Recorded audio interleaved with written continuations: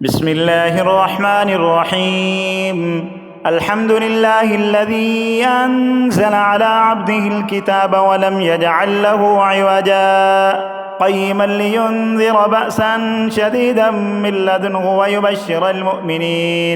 ويبشر المؤمنين الذين يعملون الصالحات أن لهم أجرا حسنا ماكثين فيه أبدا وينذر الذين قالوا اتخذ الله ولدا ما لهم به من علم ولا لآبائهم كبرت كلمة تخرج من أفواههم إن يقولون إلا كذبا فلعلك باخع نفسك على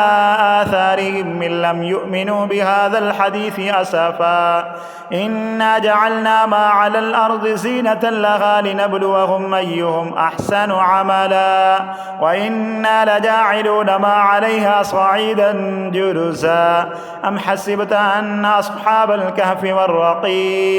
والرقيم كانوا من آياتنا عجبا إذ أوى الفتية إلى الكهف فقالوا ربنا آتنا من لدنك رحمة وهيئ لنا من أمرنا رشدا فضربنا على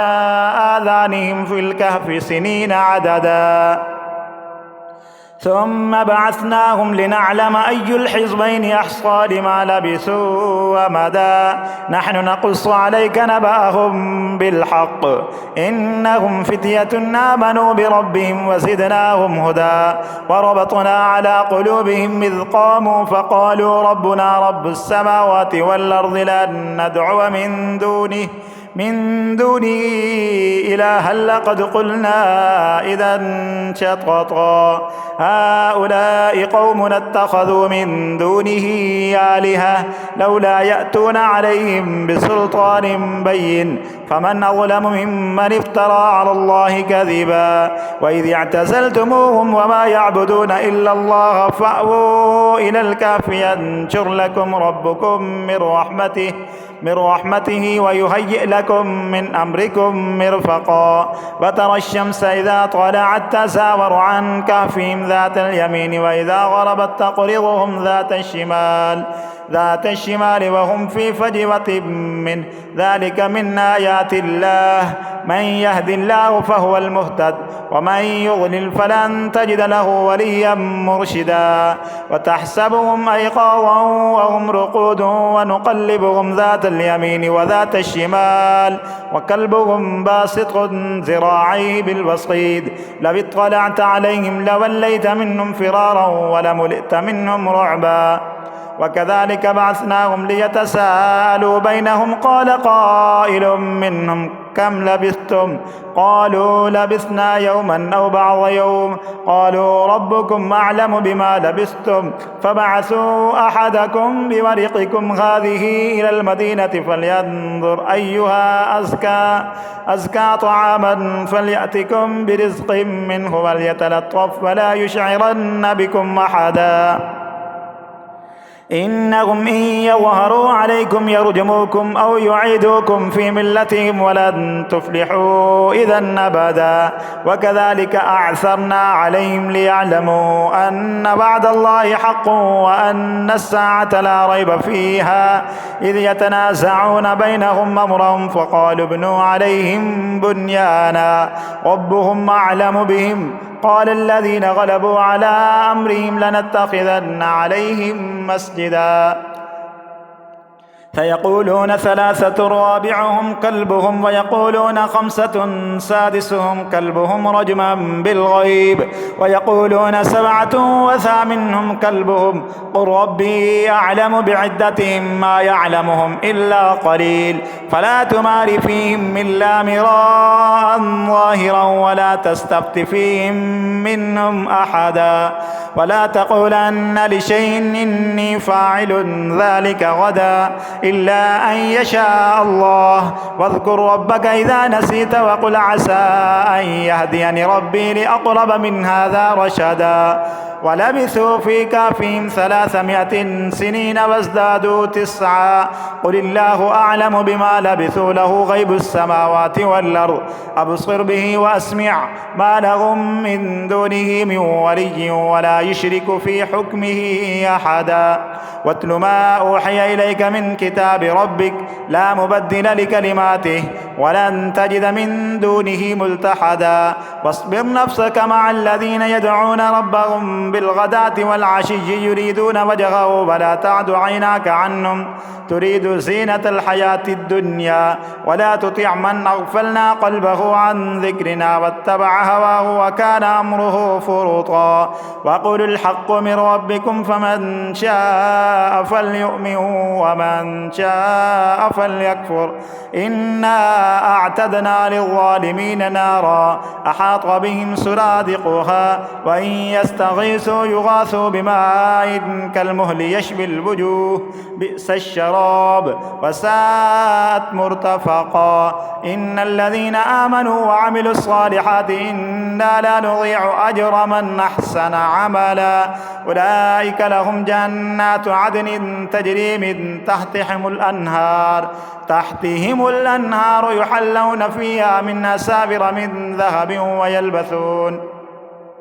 من ذهب ويلبسون ثيابا خضرا من سندس واستبرق متكئين فيها على الأرائك نعم الثواب وحسنت مرتفقا وضرب لهم مثلا الرجلين جعلنا لأحدهما جنتين من أعناب وحففناهما بنخل وجعلنا بينهما زرعا كلتا الجنتين آتت أكلها ولم تظلم منه شيئا وفجرنا خلالهما نهرا وكان له ثمر فقال لصاحبه وهو يحاوره أنا أكثر منك مالا وأعز نفرا ودخل جنته وهو ظالم لنفسه قال ما أظن أن تبيد هذه أبدا وما أظن الساعة قائمة ولئن رددت إلى ربي لأجدن خيرا منها منقلبا قال له صاحبه وهو يحاوره أكفرت بالذي خلقك من تراب ثم من نطفة ثم سواك رجلا لكن هو الله ربي ولا أشرك بربي أحدا ولولا إذ دخلت جنتك قلت ما شاء الله لا قوة إلا بالله إن ترني أنا أقل منك مالا وولدا فعسى ربي أن يؤتيني خيرا من جنتك ويرسل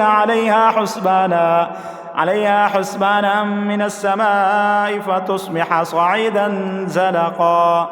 أو يصبح ماؤها غورا فلن تستطيع له طلبا وأحيط بثمره فأصبح يقلب كفيه على ما أنفق فيها وهي خاوية على عروشها ويقول يا ليتني لم أشرك بربي أحدا ولم تكن له فئة ينصرونه من دون الله وما كان منتصرا هنالك البلاية لله الحق هو خير ثوابا وخير عقبا واضرب لهم مثل الحياة الدنيا كماء إن أنزلناه من السماء فاختلط به نبات الأرض فأصبح هشيما تذروه الرياح وكان الله على كل شيء مقتدرا المال والبنون زينة الحياة الدنيا والباقيات الصالحات خير عند ربك ثوابا وخير أملا ويوم نسير الجبال فترى الأرض بارزة وحشرناهم فلم نغادر منهم أحدا وعرضوا على ربك صفا لقد جئتمونا كما خلقناكم أول مرة بل زعمتم أن لن نجعل لكم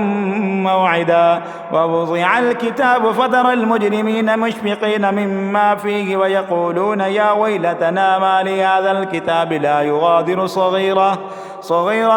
ولا كبيرة إلا أحصاها ووجدوا ما عملوا حاضرا ولا يظلم ربك أحدا وإذ قلنا للملائكة اسجدوا لآدم فسجدوا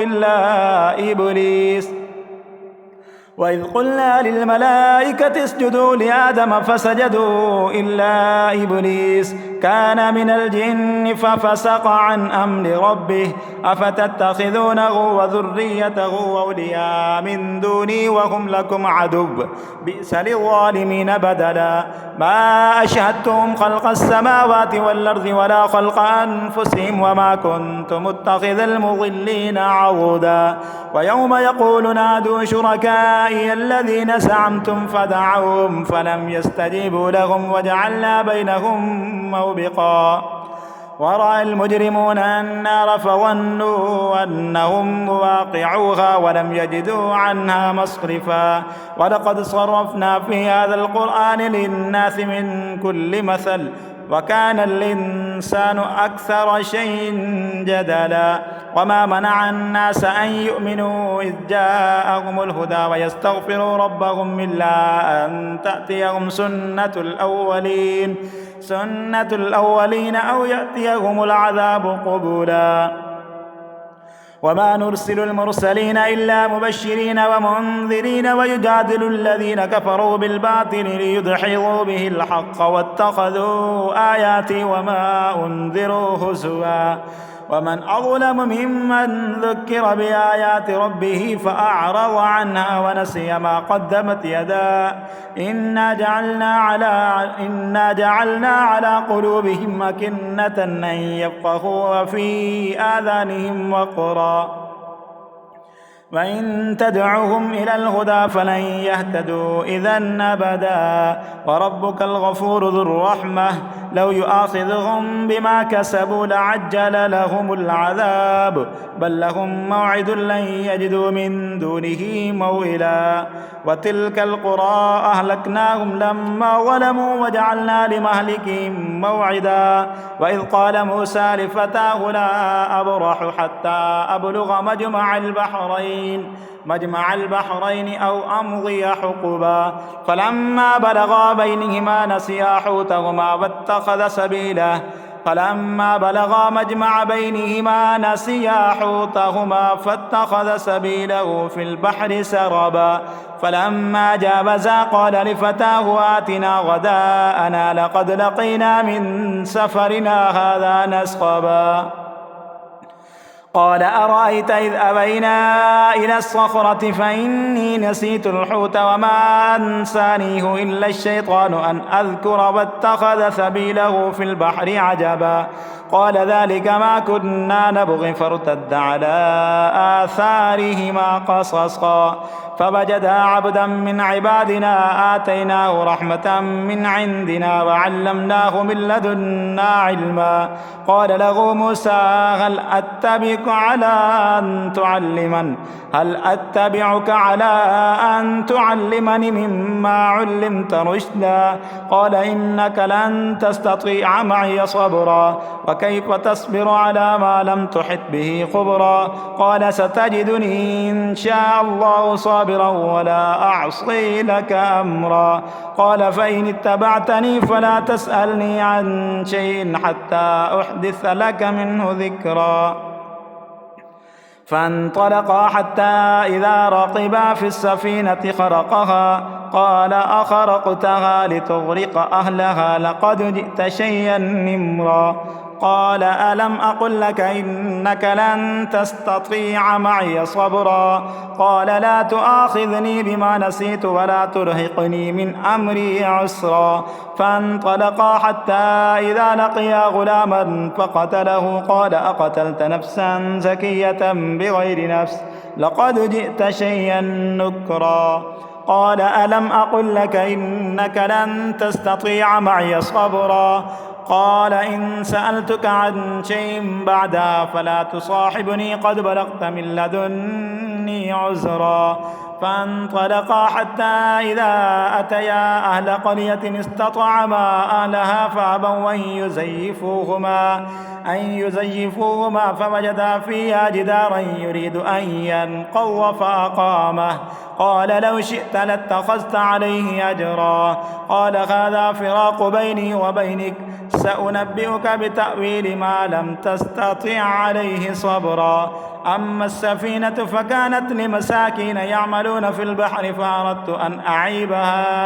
أن أعيبها وكان وراءهم ملك يأخذ كل سفينة غصبا.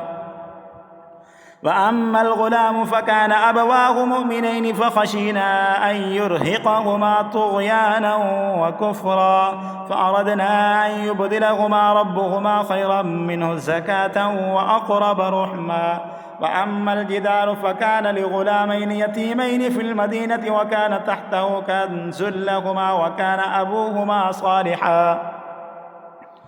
فأراد ربك أن يبلغا أشدهما ويستخرجا كنزهما رحمة من ربك وما فعلته عن أمري ذلك تأويل ما لم تستطع عليه صبرا. ويسألونك عن ذي القرنين قل سأتلو عليكم منه ذكرا إنا مكنا له في الأرض وآتيناه من كل شيء سببا فأتبع سببا حتى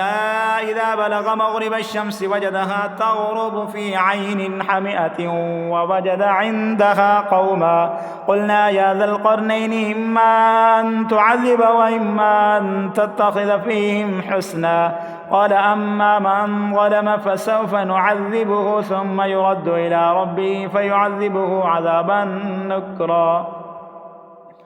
وأما من آمن وعمل صالحا فله جزاء الحسنى وسنقول له من أمرنا يسرا ثم أتبع سببا حتى إذا بلغ مطلع الشمس وجدها تطلع على قوم لم نجعل لهم من دونها سترا كذلك وقد أحطنا بما لديه خبرا ثم أتبع سببا حتى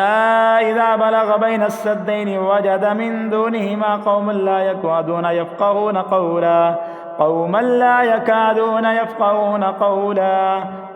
لا يكادون يفقهون قولا قالوا يا ذا القرنين إن يأجوج ومأجوج مفسدون في الأرض فهل نجعل لك خرجا على أن تجعل بيننا وبينهم سدا قال ما مكنني فيه ربي خير فأعينوني بقوة أجعل بينكم وبينهم ردما آتوني زبر الحديد حتى إذا ساوى بين الصدفين قال انفخوا حتى